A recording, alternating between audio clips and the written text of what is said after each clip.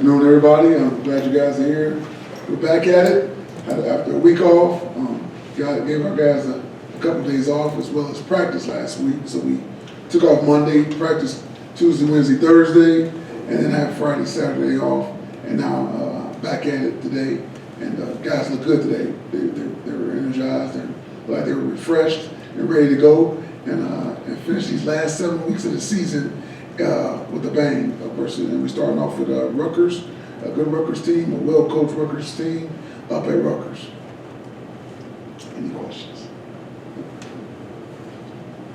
When we saw you in Iowa last, you said you were going to evaluate the quarterback competition. I was wondering which direction you're going to go, if you still plan to start Noah or making a change up. Great question. We're still evaluating it.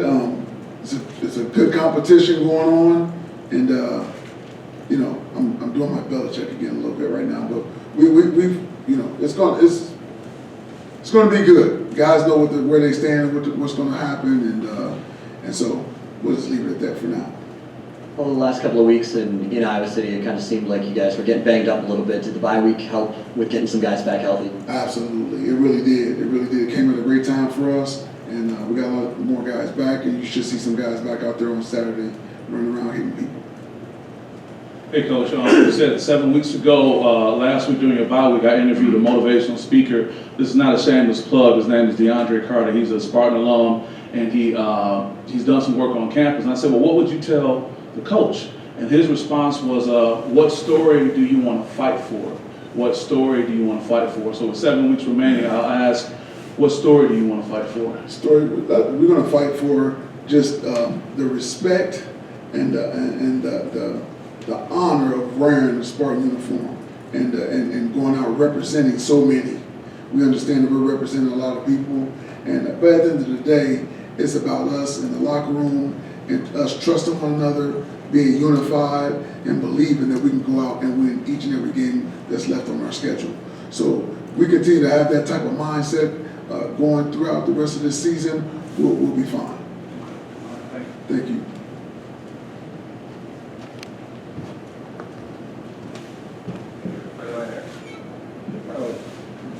With the 3 straight losses and all the other noise around the program, how much could this team just use a victory and the feeling of winning a game? A lot.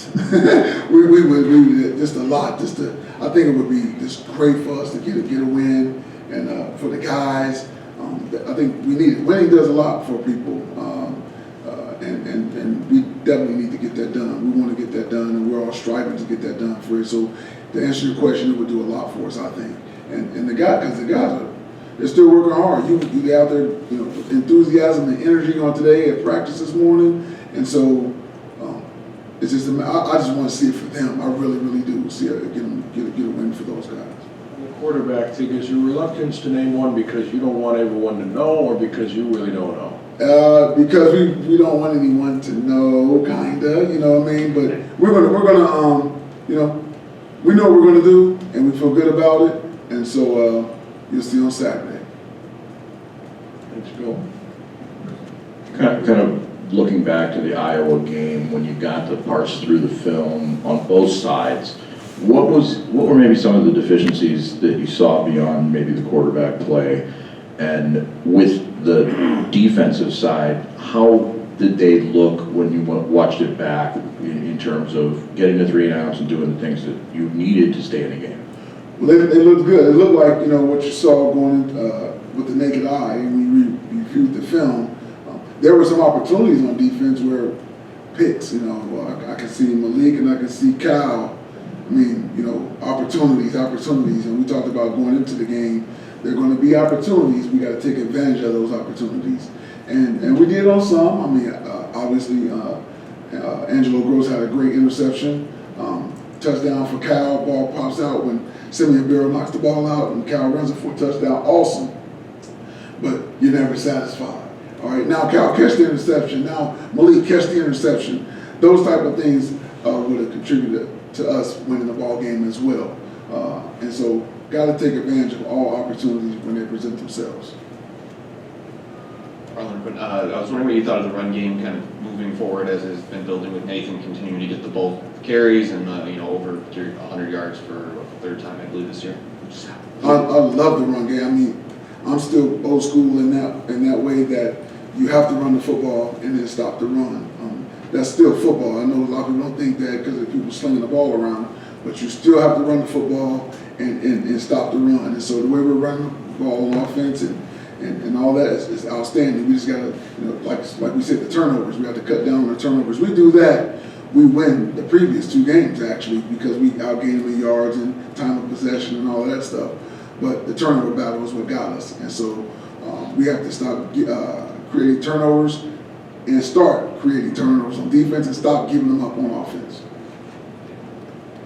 Maybe going off that a little bit, I guess, but after the last couple of games, you've talked to us about some of those discipline things and that have cropped up. I'm wondering, with the bye week, a little extra time, how were you able to sort of drill into that and what sort of thing, whether you did something new or harping on the same message, just how'd you address that with a little extra time? Well, we have reps at practice, and so last week, when we get a penalty report after practice, and so we started stressing that in the team meeting. If you were on the penalty report, you put up on the screen in the team room like your name, and you had to stand up, and we had the definition of the penalty. They had to read out loud what the false start and what false start means, and they had to do 10 push-ups in front of the whole team in the team meeting. So that's something to put more emphasis on it that we're starting to do, and we'll just anything to try to help. So we're gonna do that, continue to do that. Hopefully that helps, and then whatever if that doesn't, we'll just find something else to do. But we definitely have to stop doing that. I have to cut down on the penalties and beating ourselves, because that's what we've been doing the last couple games. I wondered if you took any time during the bye week to reevaluate, it's been a whirlwind 4 weeks for you. Sure has. Just to reevaluate or get away from it, or does a coach never turn it off at this time of year? Well, because we're not recruiting on Friday. So really Saturday was the day to kind of kick back a little bit, hang out with my wife. But you're right. That was the most downtime I had was Saturday to think about it a little bit. And I had, Coach D'Antonio had called me earlier in the week and said, "You just think about what's going on with you, man. You just thrown right into it. It wasn't like you got hired in December or January, had 9 months to build up to the season. And I never even thought about it until he said it, because it was just go. And I'm not an excuse maker. So it was like, go, okay, this is what we in, let's go win, let's go beat Washington, let's go beat everybody, right? But when you get a chance to sit back and think about it a little bit, you're like, okay, I see what the situation is. Let's learn from it, and then let's get better from it. So I told the guys, today, it's 7 weeks to go, let's execute in everything that we do, on the field and off the field, going to class, being on time to class, going to tutors, all of that, because that stuff ends up showing up on the field, being on time to meetings, everything that we need to do, eliminate penalties. And so that's where my mind went, trying to help us just finish strong these last 7 games. I said we're 0-0, we got a clean slate. Let's go 0-0 right now, clean slate. Let's go knock these next 7 out with everything that we have. Let me guess, you still watch football Saturday? Of course.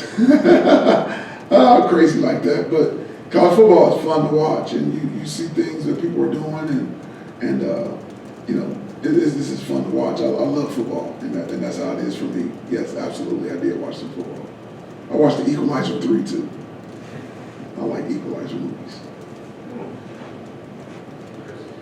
Kind of similar along those lines, I'm wondering particularly the way that Iowa game transpired and the loss against Maryland.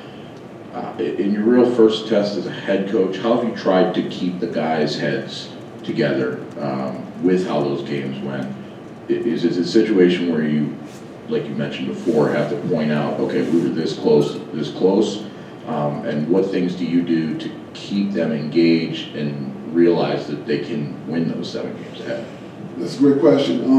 Showing them how close we are. They see it for themselves, and so you show certain points in the games where, look, and they just kind of shaking their head like, you're right there, we're right there. They can see it for themselves, and you just keep showing them over and over, and you're hoping that it gets sunk in so much so that when those times come in the actual game, the next game coming up, that they're, remember this, okay, let's go, and they're reminding each other, they're coaching each other up on things, and let's not beat ourselves, let's execute, let's focus even more. And so that's what you're hoping for. But you just continue to show it to them that they're right there. You're not just saying some fairy tale and just making things up. They're seeing it for themselves. Yeah, we are right there. We're right there. And so that's why they keep believing and keep trying and keep giving everything that they have. Do you worry about a checkout factor, having a week off after that, or do you feel like they have a revitalized? They're revitalized. After seeing today's practice, revitalized. You always, I should say you always, I would think about the checkout factor like by Iowa. Now I think they're all in. They're all in. And we never really had any real checkout factor prior to Iowa or after. And when I saw that, I said, let's go. They're ready to go. Let's go 7 weeks. 7 weeks. With uncertainty at the quarterback position, does that do anything to a locker room dynamic? Does it kind of a rallying cry, or is there a potential for a split in the locker room, or how do the guys react to that? Well, the guys, they know that they just want to win. They want to win, and they know that we're going to give them the best opportunity to win with quarterback or any other position for that matter. And so, they all are teammates, and they all root for one another, and they all know that best players play, and we're all competing every day for our jobs. So I don't think there's a split in the locker room or anything like that. Guys just want to win football games. That's really all that boils down to, and it doesn't just boil down to the quarterback either. So they know it's all positions, and we show, like we was talking earlier, we show things where everybody could have done something better and made plays and did things. So it's not just the quarterback. So they understand that, and the quarterback is no different. Best players play, and that's how we're going to do it. Harlon, over here, a couple for you. Is everybody, you mentioned the guys are sort of all in where is anybody else jumped in the portal or notified you that they don't want to be a part of the rest of the season since the Iowa game? That's a great question. I'm not a liar, so because something's not out there, but now I feel like I have to say it because you asked that question, but I don't want to answer it. But I will. So today, this morning, Jordan Simmons came up and said he thinks he's going to jump in the portal. And so with that being said, he's off the team, and it wasn't nothing bad. He went home and talked to his parents over the bye week, and we said, okay, that's fine. So this is what he has available to him as far as football is concerned, and he's the one. That's it. That's it. The other question, you talk about going recruiting Friday, and you've been recruiting for a lot of years. I'm wondering how different this is and what sort of questions and how you recruit in this particular situation. Great question. So the guys I went to see were guys, one was committed, one was previously committed, but they both were great. So the one that still committed right now, he was good. He was good. They're just trying to wait it out and see what happens. You know what I mean? The other kid that decommitted, even when he decommitted, said, "Coach, if you're there, I'm there." So there's no question. So I just got to I said, I understand. You're trying to make sure with his family and his, letting others know that he could possibly be going somewhere else. So it can be tough. I mean, if you be honest, because you don't know what's really going to happen, and that's where they are, and you got to understand their situation. But they chose Michigan State. It's a great place, and I'm always going to sell Michigan State regardless if I'm here or not. So they can't go wrong, in my opinion. But it can, you just got to figure out a way how to talk to people and make them understand that, hey, keep riding it out with us, be patient with us, and let's see what happens. As an attempt to maybe get some more injury update from you, did you expect Malik, Carr, or anybody that was out against Iowa to be back this weekend? I do. So is Malik one of those? Yes. Okay. Yes. And then with Rutgers, you faced obviously their quarterback Minsat and the running back Kyle last year. I guess what do you take away from that? Because they both had pretty good games in here. They're good football players, and they truly understand the scheme that Rutgers is running, and Rutgers put them in position to be able to use their talents to the best of their ability. So good players, like I said, well-coached team, and Coach Shiano's been doing it for a long time. So they know what they're doing. Harlon, coming into the year, cultivating leadership was like a big thing we heard around the program starting back in January. Just trying to find new leaders, develop new leaders. I'm wondering who are those guys that since the transition when you being in this job now, who are those guys that have been good leaders for you, and are those guys that you lean on a little more during a bye week just to keep everything? Good question. Trey Mosley, Simeon Barrow, J.D. Duplain, Cal Holliday, Nick Samac, those guys are doing a tremendous job. They're doing a tremendous job. Darius Snow stepping up. Now he's coming back. So Jacoby Windman.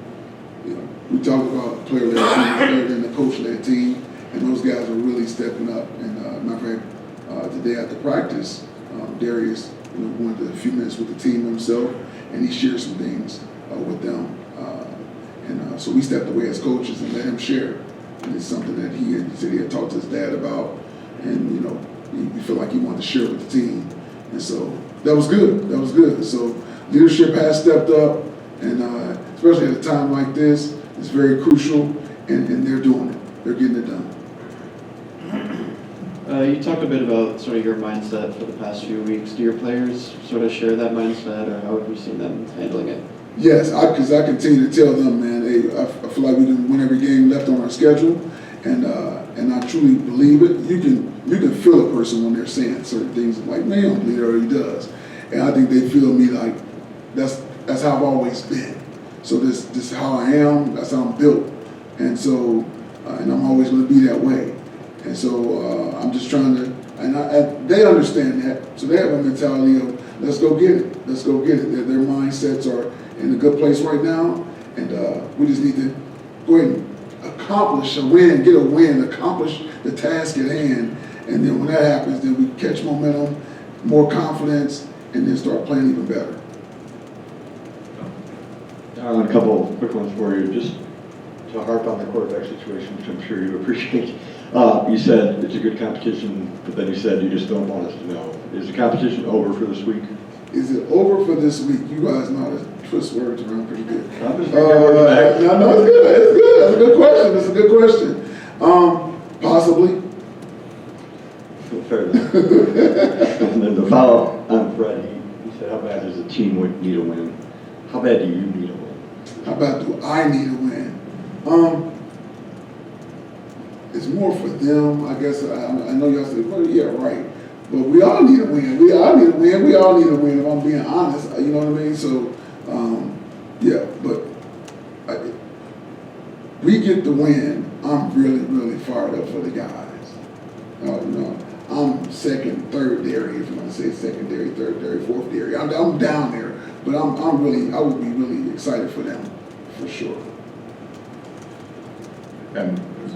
You mentioned Jacoby. I guess there's a couple questions with him. One, can you discuss his injury that he's out for the season now?